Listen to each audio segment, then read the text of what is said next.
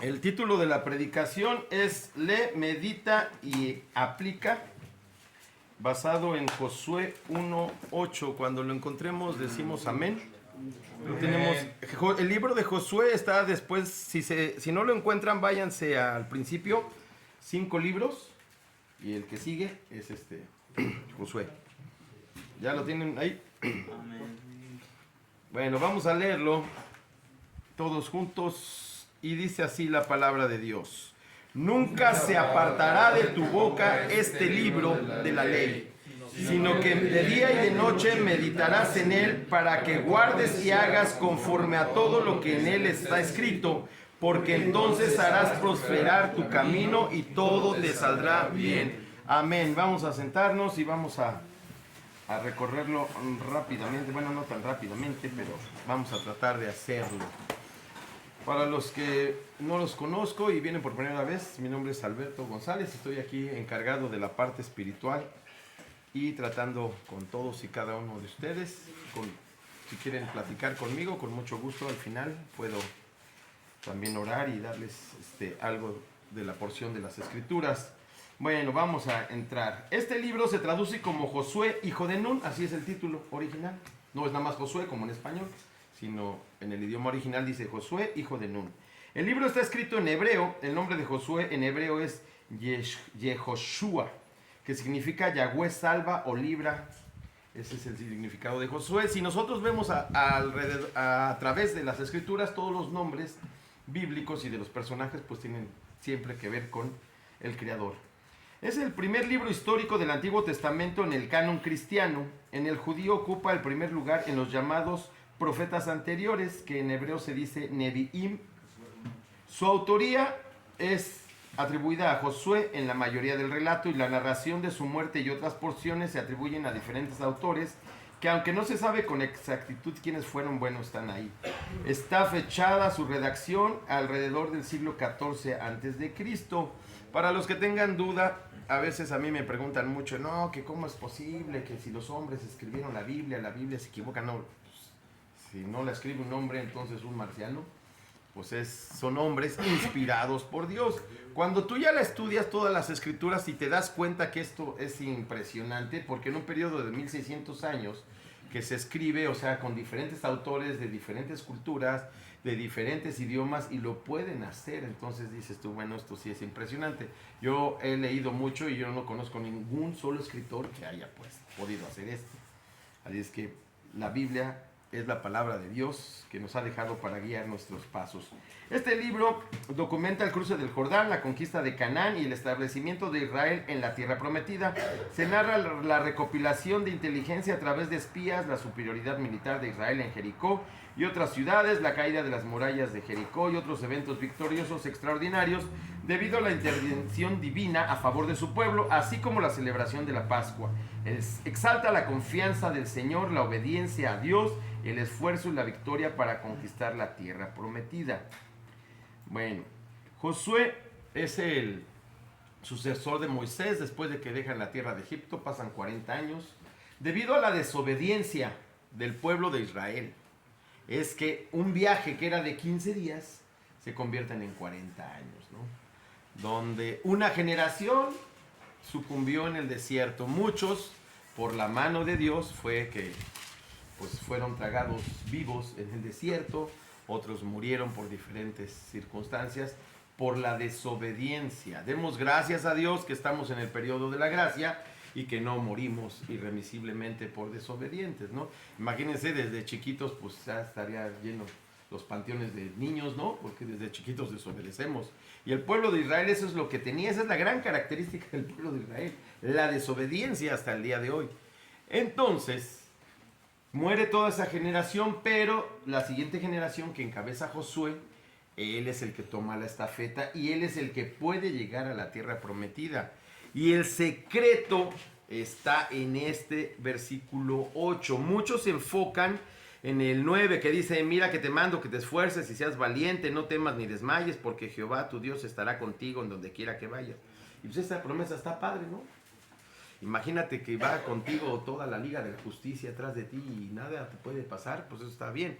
Pero sin embargo, las cláusulas siempre nos las brincamos. Por eso es que cuando ustedes escuchen a algún predicador o asistan a alguna iglesia, pues si te están hablando la Biblia, quiere decir que estás en el lugar correcto. La tarea de un predicador es hablar y proclamar la palabra de Dios, no mis ideas ni mis pensamientos y lo que está escrito, y resaltar realmente lo importante. Porque en muchos lugares te dicen nada más que te va a ir bien, ¿no? Y pues no te dicen que en el mundo tendrás aflicciones. Y que habrá escasez, desnudez, etcétera, etcétera. Porque esa es la vida real cristiana. La vida de un cristiano es una carrera de resistencia y está únicamente diseñada para valientes, para gente esforzada, disciplinada, que quiera hacer ese sacrificio. Entonces Josué recibe esa responsabilidad de llevar a más de yo creo que para ese entonces ya eran como 3,5 millones tal vez, porque los que salieron eran 600 hombres, sin contar mujeres y niños. Entonces sí era una cantidad impresionante. Y Josué recibe por parte de Dios la indicación de seguir adelante. Se le llama profeta menor o profeta de los primeros profetas, porque el profeta es el que recibía el mensaje de Dios y lo mandaba a los demás. Por ejemplo, si cualquiera de ustedes se para en el centro y abre la Biblia y comienza a leerla, pues eres un profeta, porque estás dando el mensaje de Dios. Los profetas se han malinterpretado como adivinos, ¿no? No, yo veo que tú vas a ser prosperado, entonces no, esa es una vacilada, eso no existe. El libro profético más seguro es este. Y cada vez que lo leemos, estamos profetizando lo que Dios quiere para nuestras vidas. Entonces, vámonos a primer punto, que es leer. Aquí es bien claro el Señor, dice, nunca se apartará de tu boca este libro de la ley. Entonces, una referencia a las escrituras, específicamente de Génesis a Deuteronomio, escritos por Moisés, es justamente eso, que tenemos que leer. Si tú lo lees en voz alta, es más fácil que se te quede. No sé si alguna vez participaron en poesía coral, o sea, tienen que aprender una canción, el himno nacional en la escuela. Pues la mejor recomendación es leerlo en voz alta, y si caminas y vas leyendo, se te queda mejor en la mente. Porque si no lo leemos así rápido como el periódico, bueno, ya no se lee el periódico, pero algunos sí todavía lo leemos, pues no se te queda nada. Por eso las escrituras se tienen que leer, y dice ahí, no se aparte de tu boca este libro de la ley. Eso quiere decir que lo estés hablando. Aparte, Josué nada más tenía el Pentateuco, que son los primeros 5 libros que había escrito Moisés. Él no tenía toda la Biblia, entonces todavía la tarea estaba más difícil. Los invito a que un día se echen un clavado en el Pentateuco y ahí van a entender perfectamente bien todo lo que no debemos de hacer. Éxodo 17:14. Aquí es donde Dios le dice a Moisés, escribe esto para memoria de un libro y di a Josué que raeré de toda la memoria de Amalec debajo del cielo. Ellos habían tenido una batalla con Amalec, que era la primera batalla que tenían, y ya lo había puesto a Josué ahí. Raer quiere decir raspar, rascar toda la memoria. Y entonces tú, para poder ser un buen líder, tienes que pedirle al Señor sabiduría e inteligencia de lo alto, que el apóstol Santiago nos exhorta a que lo hagamos, ¿no? Pero desde Éxodo 17:14 ya vemos cómo Dios tenía destinado a Josué como su sucesor. Deuteronomio 31:9, y escribió Moisés esta ley y la dio a los sacerdotes hijos de Leví que llevan el arca del pacto y a todos los ancianos de Israel. Harás congregar, en el 12, al pueblo, varones y mujeres y niños y tus extranjeros que estuvieran en tus ciudades, para que oigan y aprendan y teman a Jehová vuestro Dios y cuiden de cumplir todas las palabras de esta ley. Y los hijos de ellos que no supieron, oigan y aprendan a temer a Jehová vuestro Dios todos los días que viviereis sobre la tierra a donde vais, pasando el Jordán para tomar posesión de ella. Entonces, desde que Moisés escribe la ley, Dios lo exhorta a que todos la tienen que escuchar. Y aquí es bien claro el Señor, hombres, mujeres, niños, no importa la edad que tengan los niños. Nosotros podemos ver a los niños que están distraídos, que están por ahí así papaloteando, viendo algo, no, pero ellos están escuchando, aunque usted no lo crea. Y su memoria es más fresca y ellos pueden ser instruidos desde pequeños. En ese entonces no había grupo de jóvenes, escuelita dominical o algo así, no, todos. Incluso hasta los que no fueran israelitas tenían que estar escuchando la palabra de Dios. ¿Por qué? Porque es la ley de Dios para que puedan estar prevenidos de lo que tienes y de lo que debes y de lo que no debes de hacer. Por eso es importante leer y meditar las Escrituras. Te van a abrir el panorama completo de cómo llevar una vida conforme a las Escrituras. Ahora que si alguien no quiere hacer eso, pues también es libre, ¿no? Pues no leas la Biblia y sigue llevando tu vida. Ya al rato que cuelgues los tenis, pues ya te darás cuenta, ¿no? Como una vez le dije a un amigo, bueno, pues el día que nos estemos muertos, pues tú vas a saber si llegaste al infierno es porque lo que yo te dije tenía razón, y si reencarnaste en una rana o en un perro, pues es que yo estaba equivocado, ¿verdad? Pero difícilmente Dios se puede equivocar porque Dios es perfecto. Punto número 2, meditar. Josué 1:8 y el siguiente. Nunca se aparte de tu boca este libro de la ley, es el primer punto, sino que de día y de noche meditarás en él.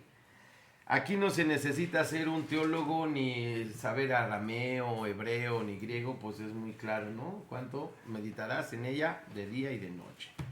Es bien importante cuando leemos las escrituras tratar de entender un poco de gramática, porque esa es una orden, meditarás.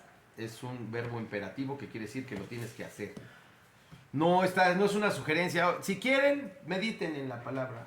Nada más ábranla cuando puedan y no la mediten. Nada más léanla como si leyeran el Memín Pinguín o cualquier cosa de esas, ¿no?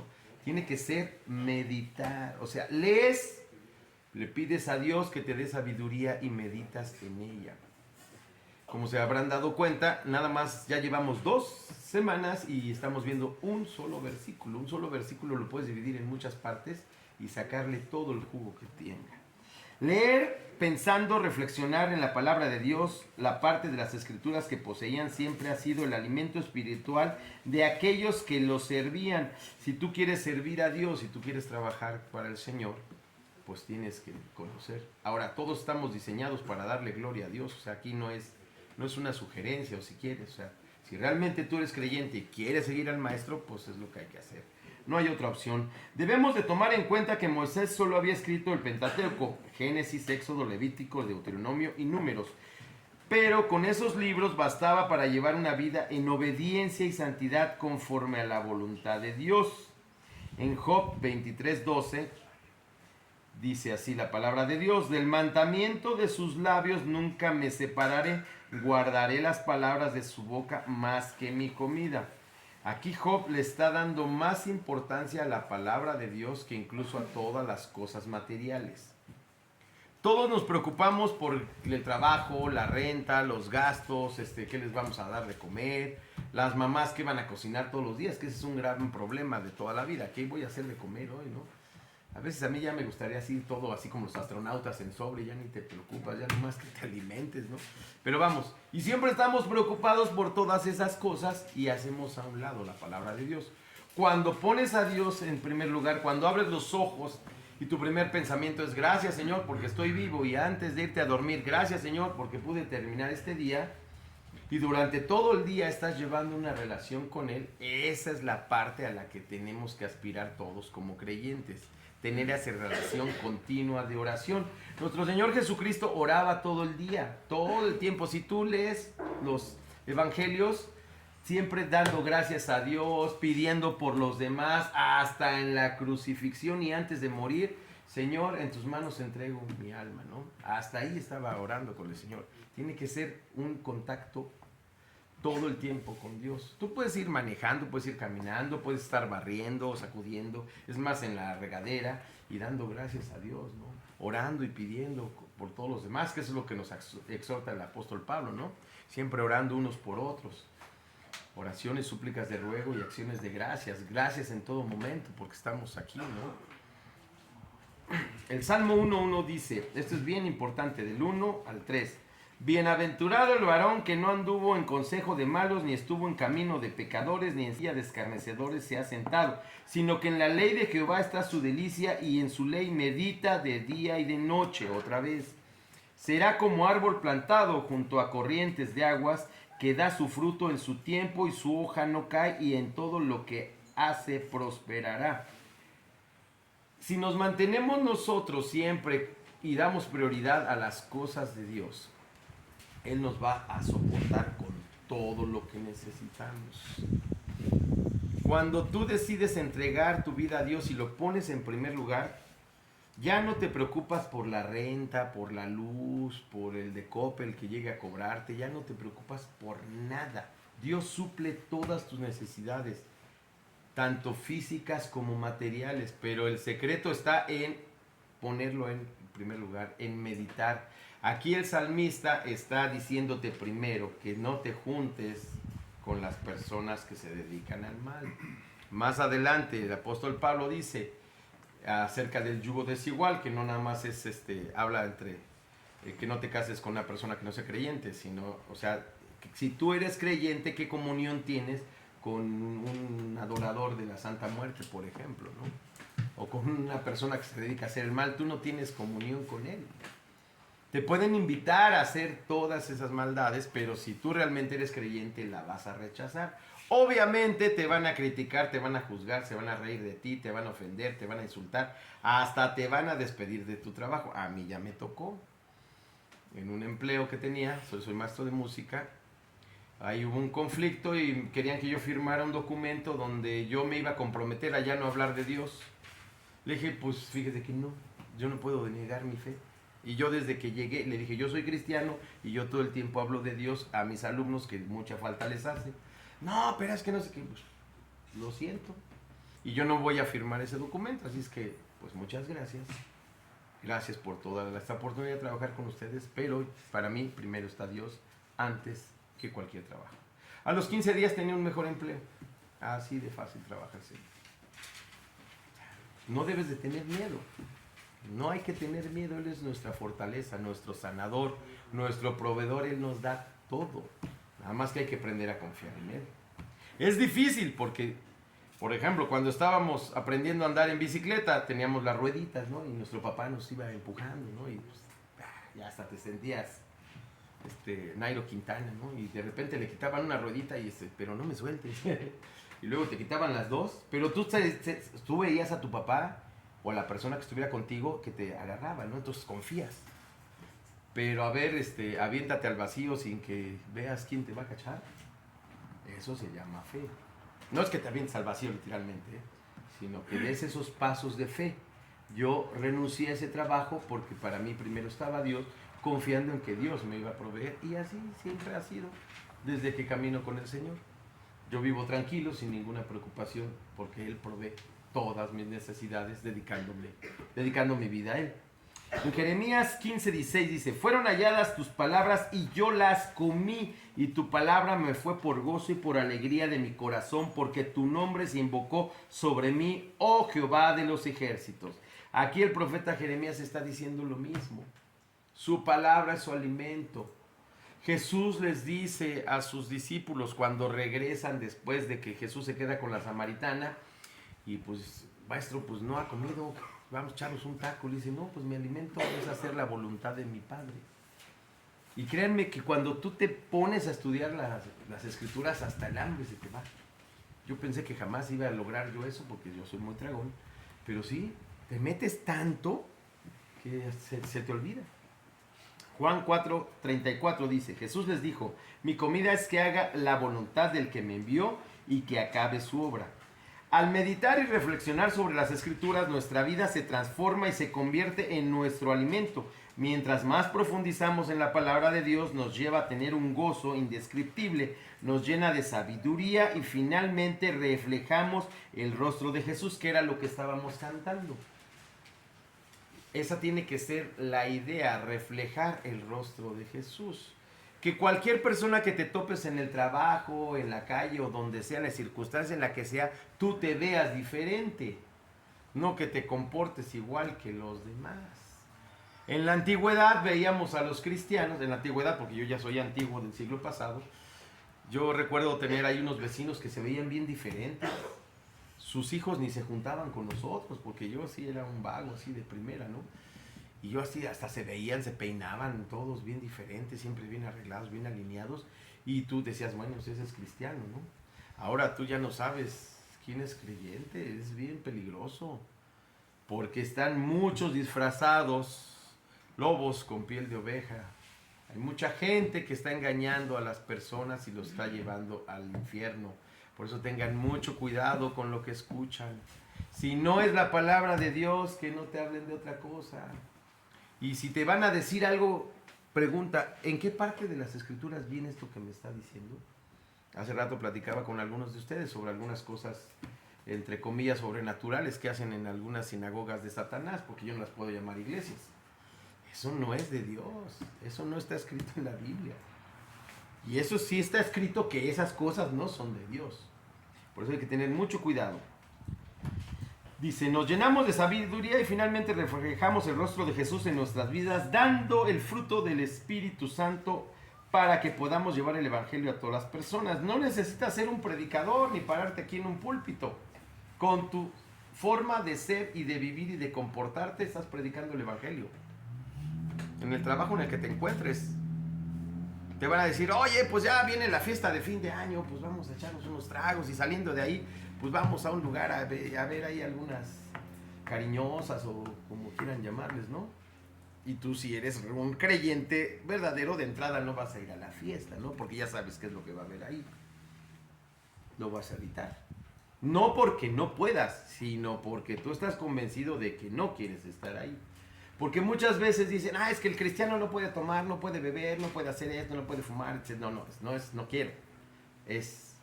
Perdón, no es no puedo, es no quiero, porque así lo he decidido, porque yo he decidido seguir a Jesús. Ahora, cada vez que estés metido en un problema de esos, piensa, esto lo haría Jesús. Jesús sí se sentó a comer con republicanos, con pecadores, con prostitutas, pero nunca hizo lo que ellos estaban haciendo. Porque también así me salió una vez un hermanito. No, el Señor me mostró que tengo que ir a predicar a los burdeles. No, pues no, o sea, no es así. No es así. No, si con tu testimonio, si eres un hombre casado, pues respetando a tu esposa, que hasta tus vecinos digan, ay, bien, el vecino trata muy bien a su esposa y a sus hijos. Nunca he escuchado a la esposa del vecino que le está reclamando nada y hasta le dice mi señor, como Sara a Abraham. Eso está difícil. Porque sí es complicado, ¿no? Porque así dice la Biblia. Nosotros tenemos que amar a nuestras esposas como Cristo ama a su iglesia y dar nuestra vida por ella, ser el proveedor, el sacerdote, el guía. Esa es nuestra chamba. Y las mujeres les dice, sujétense a sus maridos en obediencia y en amor. No que su marido sea el César y que ustedes sean esclavas, porque eso no dicen las escrituras. Simplemente honrando y respetándolo. Ser ayuda idónea. Si ven que su marido se está saliendo del redil, oye, gordito, o como quieran decirle, pues como que aquí esto no dice la Biblia, ¿verdad? Vamos a orar, vamos a hacer. Y en la multitud de consejeros está la sabiduría, ¿no? Porque nosotros nos equivocamos. Entonces, para eso es la ayuda idónea, para que ella te ayude cuando la estés regando o pedir consejo, ¿no? Pero al final el hombre es el responsable de tomar la decisión. Y si se equivoca, de asumir la responsabilidad, no echarle la culpa, ¿no? Es que tú me dijiste, no. Pero bueno, ese es otro tema. Punto 3, aplicar. Josué 1:8 dice, nunca se aparte de tu boca este libro de la ley, sino que de día y de noche medita en él, para que guardes y hagas conforme a todo lo que en él está escrito. De nada sirve si conocemos la ley de Dios y no la ponemos en práctica. Podemos engañarnos a nosotros mismos asistiendo a una iglesia, inclusive sirviendo en el ministerio que sea y haciendo visible lo que nos ordenan nuestros líderes. Sin embargo, si no hacemos lo que la palabra de Dios nos manda, somos simplemente oidores olvidadizos y nuestra vida cristiana se convierte en una farsa. Y así hay mucha gente. El apóstol Santiago lo explica claramente en Santiago 1, del 21 al 25. Por lo cual, desechando toda inmundicia y abundancia de malicias, recibid con mansedumbre la palabra implantada, la cual puede salvar vuestras almas. Pero sed hacedores de la palabra y no tan solo oidores, engañándonos a vosotros mismos. Porque si alguno es oidor de la palabra, pero no hacedor de ella, este es semejante al hombre que considera en un espejo su rostro natural, porque el que se considera a sí mismo y se va y luego olvida cómo era, Mas el que mira atentamente en la perfecta ley, la de la libertad, y persevera en ella, no siendo oidor olvidadizo, sino hacedor de la obra, este será bienaventurado en lo que hace. Que aquí viene lo que les explicaba hace rato. Cuando tú lees la palabra de Dios, la metes en tu mente, en tu corazón, y luego en tus manos para ponerla por obra, en automático te comienza a ir bien. Pero no lo hagas por conveniencia. Bueno, voy a obedecer esto porque me va a ir bien. No, pues hazlo por convicción y no pensando en recibir nunca una recompensa. Si nos esforzamos en poner en práctica lo que vamos aprendiendo de la ley de Dios, poco a poco iremos avanzando en nuestras vidas santa y piadosa para alcanzar la estatura del varón perfecto en Cristo Jesús, Señor nuestro. Todo buen creyente debe de tener como meta ser imitador de Jesús. Cuando tú lees, meditas,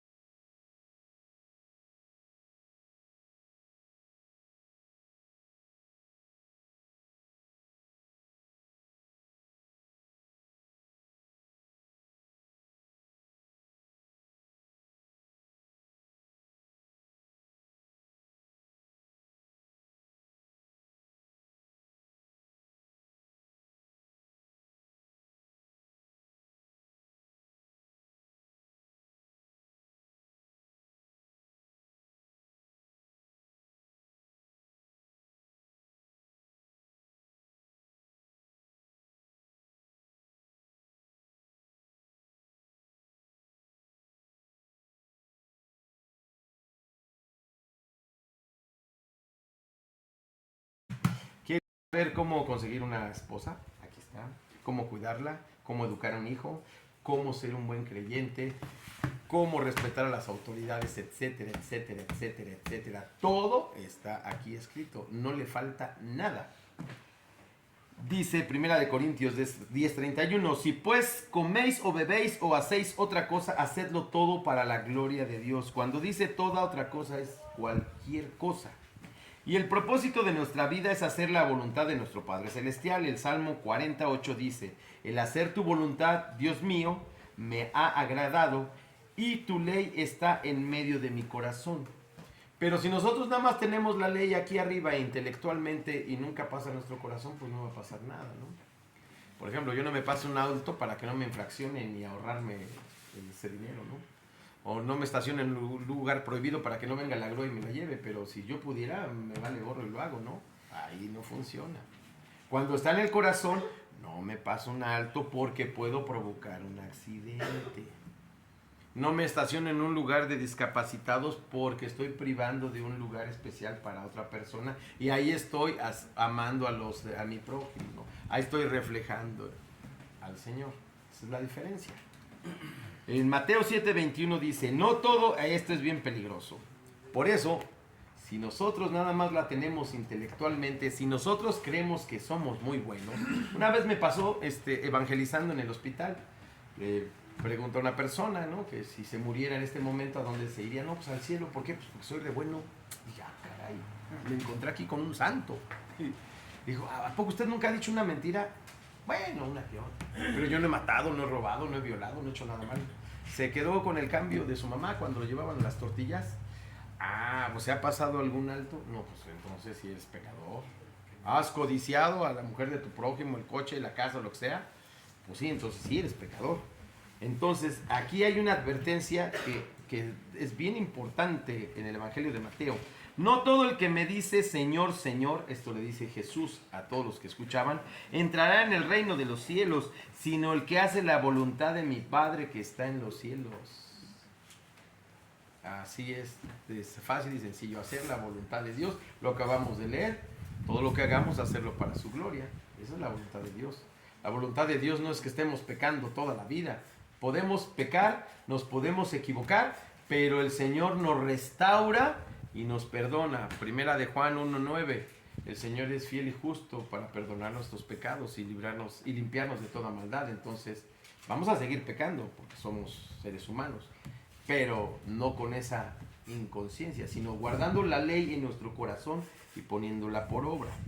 Luego entonces, para ser prosperados y que nos vaya bien en la vida, tenemos que hacer todo para darle gloria a Dios por medio de hacer su voluntad.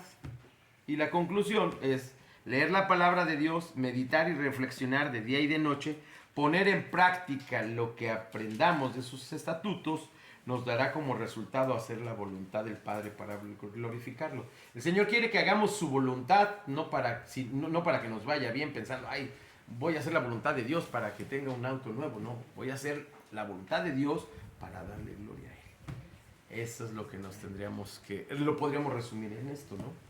Lee, medita, aplica la palabra de Dios para hacer la voluntad del Padre y glorificarlo. Bueno, pues inclinemos nuestros rostros. Bendito Padre Celestial, te damos gracias por esta tarde que nos diste la oportunidad de escuchar tu palabra, Señor. Te pido, Señor, que abras nuestro corazón y que esto que hemos escuchado hoy realmente lo atesoremos y lo pongamos en práctica. Ayúdanos a leer todos los días tu palabra, todos los días a escudriñarla, a buscar todo el mensaje que tienes para nuestras vidas, para poder llevar una vida santa, piadosa y en obediencia, Señor. Ayúdanos y danos sabiduría de lo alto para meditar en tu palabra, Señor, para reflexionar realmente lo que tú tienes y darnos cuenta de lo malos, viles, pecadores que somos, Señor. También ayúdanos, Señor, a ponerla en práctica, a llevar tu palabra a nuestro corazón, a deleitarnos en tu palabra y ponerla en práctica, a amar a nuestro prójimo como a nosotros mismos, Señor. Y finalmente, Señor, a hacer tu voluntad para darte gloria, Señor. Porque sabemos que todos los que te buscamos y te amamos, todas las cosas que nos pasan son para bien, porque tú no tienes mal para tus hijos, Señor.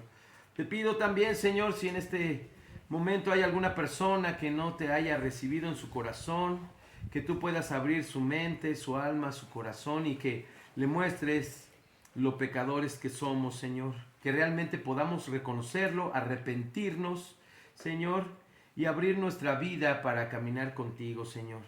Porque es a lo que tú nos has mandado, a proclamar las buenas nuevas de la salvación, el arrepentimiento, el reconocer que somos pecadores y la vida eterna que solamente se puede alcanzar en Cristo Jesús, Señor. Bendice a todas estas personas, Señor, sus trabajos, sus familias, restaura sus vidas, restaura su salud, bendice sus trabajos, que nunca falte el aceite y la harina en sus casas, Señor, y que podamos llevar una vida en santidad, en obediencia y tratar de parecernos todos los días a tu Hijo, Señor. Que podamos seguir los pasos del Maestro y que podamos realmente reflejar tu rostro en cualquier lugar. Porque tú eres santo, Señor. Tú eres todopoderoso. Tú eres bueno, Señor. Eres grande en misericordia. Eres lento para la ira y tú nos amas porque somos tus hijos. Te pedimos todo esto en el nombre de Cristo Jesús. Amén y amén. Amén. Bueno, muchachos.